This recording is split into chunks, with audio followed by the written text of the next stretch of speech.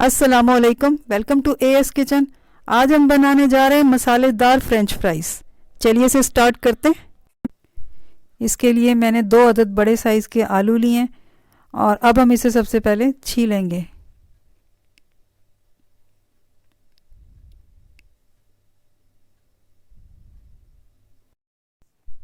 اب اس کی کٹنگ کریں گے۔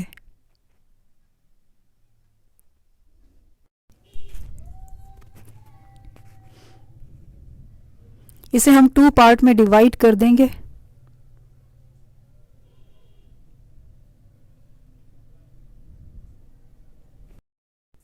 ٹو پارٹ میں ڈیوائڈ کرنے کے بعد اب اس کے مزید ہم پیسز کر دیں گے اس طرح سے۔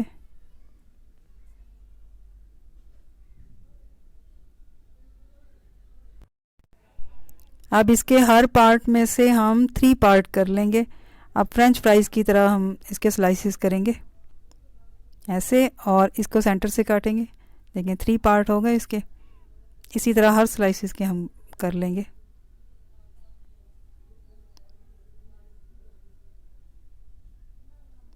اس طرح سے۔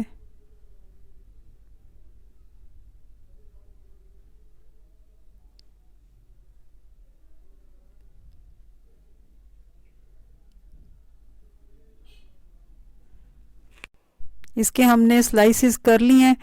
اب میں اسے 3 سے 4 دفعہ دھوؤں گی، اور دھو کے اس کا سٹارچ جو ہے وہ ختم ہو جائے گا، اور اس کے بعد پھر میں اس کا پانی نتھار دوں گی، اور میں نے اس کو خشک نہیں کرنا، گیلے رہیں گے، گیلے میں ہی میں نے مسالہ ایڈ کرنا ہے تاکہ وہ اس میں چپک جائے، اس لیے میں نے اسے خشک نہیں کرنا۔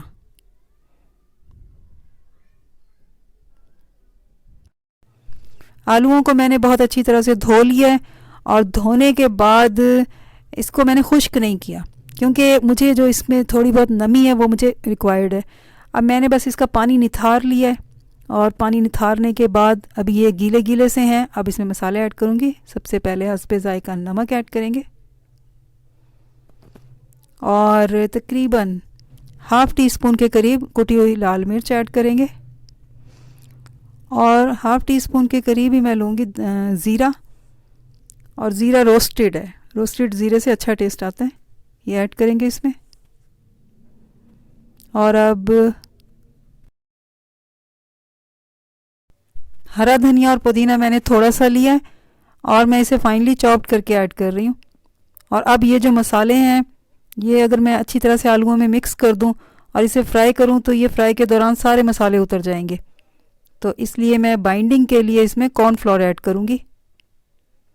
کارن فلور کی وجہ سے یہ مسالے اس میں اچھی طرح سے چپک جائیں گے، اور یہ بالکل بھی نہیں نکلیں گے۔ فی الحال تو میں اس میں 2 ٹیبل اسپون کے قریب ایڈ کر رہی ہوں، اگر اور ضرورت محسوس ہوئی تو پھر میں اس میں اور بھی ایڈ کروں گی۔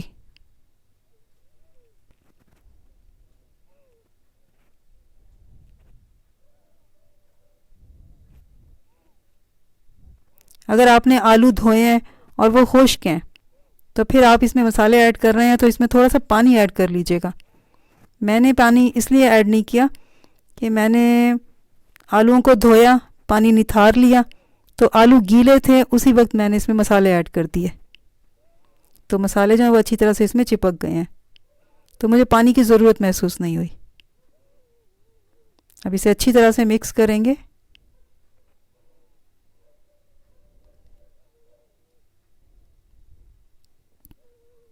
ایک ہاتھ سے یہ اچھی طرح سے مکس نہیں ہوں گے، ہمیں دوسرا ہاتھ بھی یوز کرنا پڑے گا۔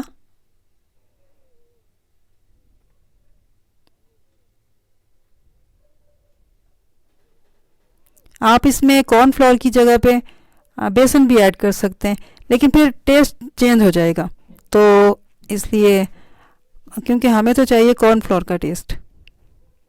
کارن فلور سے اور ٹیسٹ آتا ہے، بیسن سے اور ٹیسٹ آتا ہے۔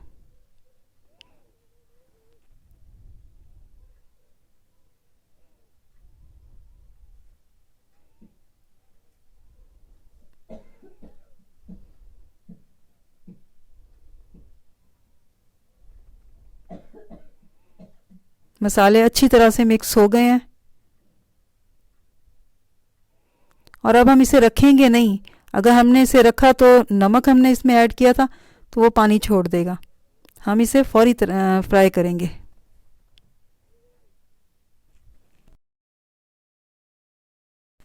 ایک ایڈ کر کے میں نے چیک کیا ہے، گھی گرم ہو چکا ہے، باقی کے بھی ہم اس میں ایڈ کرتے جائیں گے۔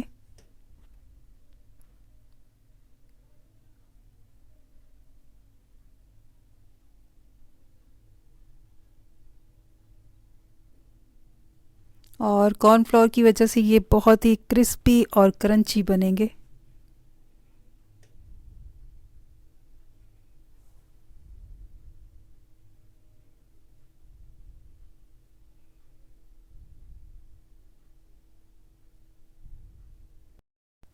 ہرے مسالوں میں نے اس میں دھنیا اور پودینہ ایڈ کیا تھا فائنلی چاپڈ کر کے، تو آپ اس کی جگہ پہ کسوری میتھی بھی ایڈ کر سکتے ہیں، اس سے بھی بہت اچھا ٹیسٹ آتا ہے۔ اور اب اس میں باقی کے سارے بھی ایڈ کر دیں گے۔ بعض ٹائم ایسا ہوتا ہے کہ دل چاہ رہا ہے کچھ کھانے کو اور پکانے کو بھی دل نہیں چاہ رہا، ایسا بھی ہوتا ہے، پھر کوکنگ بھی کرنی ہے لیکن دل بھی نہیں چاہ رہا، کچھ کھانا بھی ضرور ہے، تو پھر ایسے میں یہ جھٹ پٹ ریسیپی تیار کریں اور انجوائے کریں۔ جو ہو چکے ہیں ہم اسے نکال لیں گے اچھی طرح سے گھی نتھارنے کے بعد۔ آپ دیکھیں اس پہ جو مسالہ جو چپکا تھا وہ ویسے کا ویسے ہی چپکا ہوا ہے، وہ نکلا بھی نہیں، یہ دیکھیے، اور یہ نکلے گا بھی نہیں، بہت ہی کرسپی اور کرنچی بنے ہیں یہ۔